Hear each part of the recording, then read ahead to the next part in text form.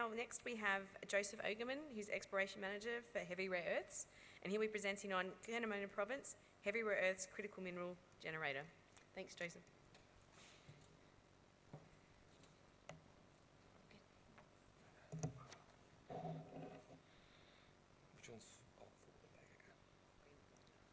Okay, good morning, and thanks very much to the SAEMC committee for inviting me to present after their preferred speaker was cancelled.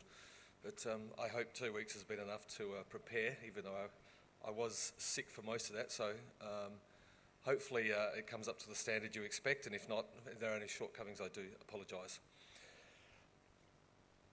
So the usual disclaimer, which is everyone will present. Mine is no easier to read than anybody else's, so good luck with that.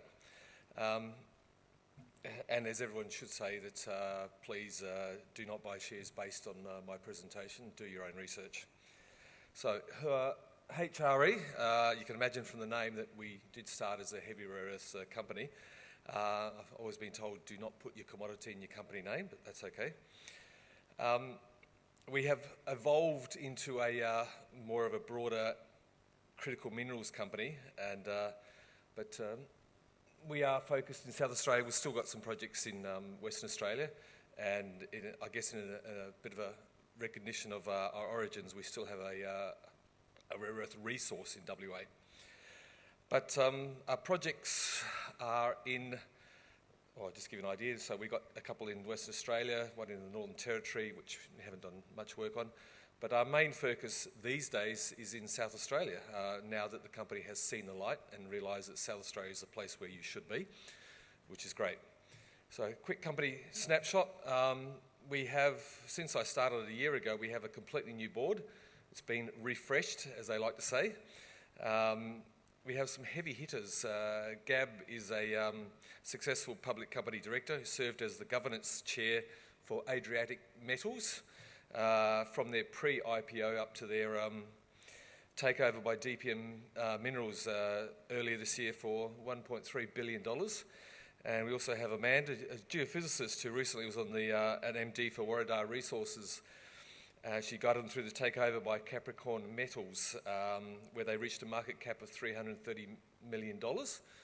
And she brought with her Graham, who's the CFO for Warradar Resources. So we've got a team that's experienced and they have ability, and I hope they can run some of their magic for HRE as well. So where are our projects? Well, in a state, one of the only states where we actually signpost our major Proterozoic cratons, which is great. And where are we in the Gawler? Where we're at the extreme ends. We're up the northwest and the southwest, and we're also in the middle, so nice straight symmetry there. Probably, look, our major project is Prospect Hill, up in the north, top northeast, near the Mount Babbage and Mount Pater inliers. Its main sort of focus is tin, but there's also polymetallic potential and an untested potential for uranium. And next project is Radium Hill, which is the strike extensions of the Radium Hill mine, which is Australia's oldest uranium mine. There's also significant rare earths, even though it was a uranium mine. It started off as a radium mine and then became a uranium mine, and now we hope it's going to become a critical minerals project. We don't actually have the mine. That's still part of a mining reserve, which is excluded from the Mining Act. We have the strike extensions about 5 kilometres, which are all quite mineralised. And in between the two, right in the middle of the province, we have the Lake Namba Billaroo tenements, where we have the uranium rights. I should point out that HRE have come into the state on the basis of an agreement with, or we've joined with Havilah Resources to get the mineral rights for these tenements. In the Lake Namba Billaroo, we have quite a significant strike extent of paleochannels, which are known to be uranium bearing. You can see in there, there's the Gould's Dam deposit on the Billaroo paleochannel, which has got 23 million pounds of uranium. And to the east is there's another paleochannel that has also several deposits. So that's where we are. The term critical minerals is bandied around a bit these days, so I thought I would show the list that recently came out from the United States Department of the Interior. 60 minerals. They've added another 10 this year, so it's not hard to be a critical minerals explorer in Australia, actually. But to sort of summarise, with all 3 projects that we've got have got uranium as one of their focuses. Prospect Hill, we've got tin and base metals and bismuth and silver. For Radium Hill, we've got all the usual rare earth elements, but in addition we have significant scandium, vanadium and yttrium. So our Prospect Hill project, which I said is probably one of our priorities at the moment, we've got 75 kilometres, lies at the extreme northern tip of the Mount Babbage inlier of the Curnamona craton. The inliers have geological similarities with the rest of the Curnamona and with the Gawler craton. Or as we know, they are well endowed in critical minerals. Prospect Hill is quite unusual. There is the northern part of the Mount Babbage inlier. There's a significant east-west fault that separates the northern part there with the rest of the Mount Babbage inlier, and that seems to be a significant crustal structure that separates younger granites to the north, 16 million years, with the older sort of 1580 typical ones down in the Mount Painter inlier. The significance is that these younger granites are quite rich in tin, as well as copper, fluorine, tungsten and other critical elements. So that's where our source rocks are, and the host rocks are slightly older volcanic clastics into which the tin mineralisation has been deposited. There's also prospectivity for sedimentary-hosted uranium in sediments that are onlapping the inliers. And we're just 30 kilometres short of north of Heathgate's Beverley uranium operations. So, as you know, real estate's always good. So as for the Prospect Hill tin project, when we got into this project, we realised that we inherited quite a significant database. So we've been going through that. There's 5 main prospects on there, but the most important one is South Ridge. It's the one that's had the most work over the years. It's a shear zone hosted system, rich in cassiterite. Drilling has outlined tin mineralisation of about a 500 metre strike length, 120 metres depth, and anything from 1 to 5 or more metres wide. It's still open down dip and along strike, so there's still a lot of potential there. Some great intersections, including 5 metres at 3 and a bit % tin, which is quite significant. Several nearby prospects, that South Ridge is there. Some nearby prospects like Black Rock have actually on surface got extremely high tin, up to 40% in outcrop. They are unfortunately small pods, and at this stage we still do not understand their 3D geometry. They might just be tiny pods, or they might be pipes, such as in Zinplats in South Africa is sort of the model I would like to use, where really high-grade pipes have been mined down for 100 metres or so. So we have not done enough work on that yet. No one has done enough work on that yet. So they've looked at them at the surface. They've tried to drill them without really seeing what structural 3D component there is. And a recent sort of review of all this historic data since we've got the project realised that there is actually quite a significant polymetallic system in there as well, which is associated with the tin. We're not quite sure genetically how they are associated, but that's one of our challenges for the future. So historic drilling has 3 campaigns over 40 years, so that averages out at just over 1 drill hole every year, which is quite extraordinary. Many high-grade tin intercepts, as you can see. Some really good intersections there, and some thick ones as well. 10 metres at 1% is very good. So if we have a look at that in the longitudinal section, I've done a drill width times grade, because I think that's a great way to sort of have a look at what controls there could be for the mineralisation. You can see that there is quite a sort of shallow northwesterly dip to mineralisation near surface, but there is also a lot of strike potential down dip and along strike that hasn't been tested. No one's really done any deep holes there.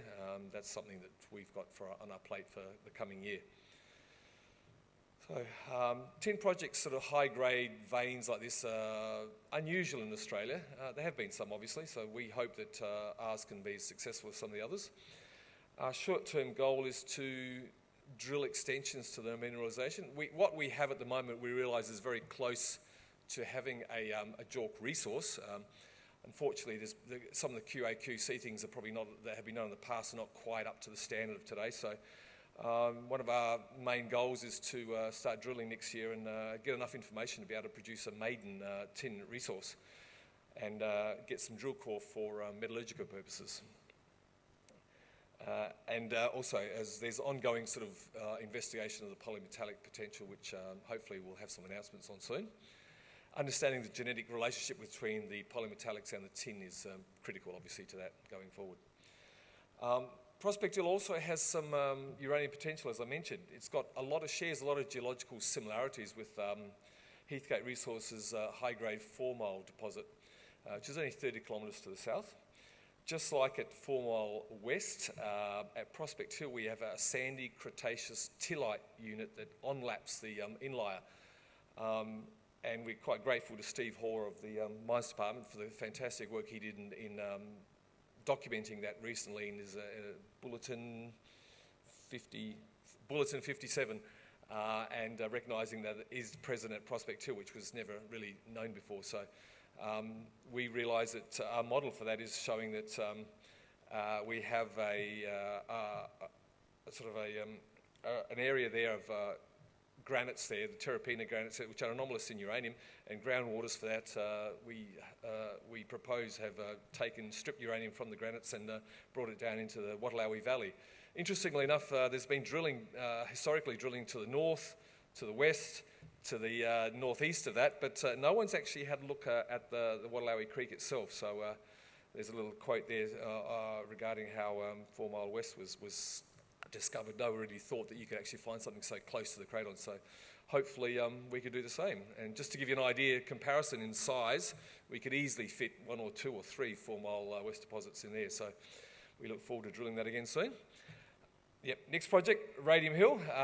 Fantastic historic mine, one of the first uranium mine in Australia, located on the edge of the Gawler Craton. Produced 2 million pounds of uranium between 54 and 61 before it closed down due to high uranium prices. We did some sampling of Radium Hill style mineralisation recently, and as well as uranium, there is quite a high number of rare earths, importantly some of the magnetic rare earths, the magnet rare earths. Scandium also can be significant. Yttrium, incredibly high. Considering I never thought yttrium was actually of interest until our major shareholder pointed out that it's actually going to make a bit of a run, and I should have listened to him because it's made quite a lot of run, in case you haven't noticed, up 1,500% this year, I think. Although the actual mine site is off limits still, it's reserved for the Mining Act, we have got 5 kilometre strike length, which we know is mineralised. As part of my research, I found a sample of davidite in the South Australian Museum, which it's got a label on it, which is Sir Douglas Mawson's handwriting, which is nice to see.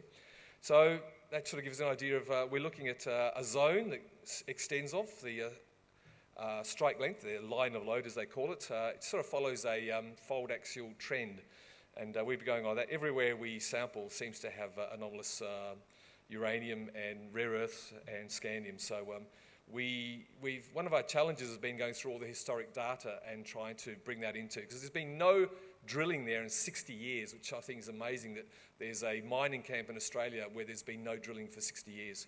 So we'll be the first for that, hopefully, very soon.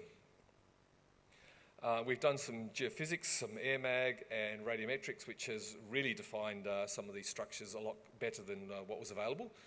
And that's guiding our exploration at the moment. There's some historic data, which is also helping guide our exploration, showing some trends that have been discovered. And if ever you're interested in Radium Hill ore, that's what it looks like. On the one on the left is really high coarse-grained davidite, a mineral that was first discovered at Radium Hill. On the right is a beautiful example of a shear zone with quartz davidite vein, and you can see the sort of pinch and swirl boudinage within the shear zone. It's very nice that they left this on the surface for us. We've also got some paleo channels, as I mentioned. We know that they are uranium bearing because Gould's Dam is just upstream from where we are, and that holds 25 million pounds. So we're only 15 kilometres away from their resource, and we've got a 30-kilometre section of the paleo channel which has never had a single drill hole in it, so plenty to go on with. We've done some passive seismic surveys. We got the data processed and we're going through that now, hopefully to get some drill hole targets for next year. And so what are we going? Next year is going to be very important for us. Although we seem to have spent the year sort of gathering data, we think that now we've got the basis to rapidly move forward with our projects, all of them. And hopefully we'll have maiden drilling programs on all of them next year. And hopefully a maiden JORC resource at Prospect Hill.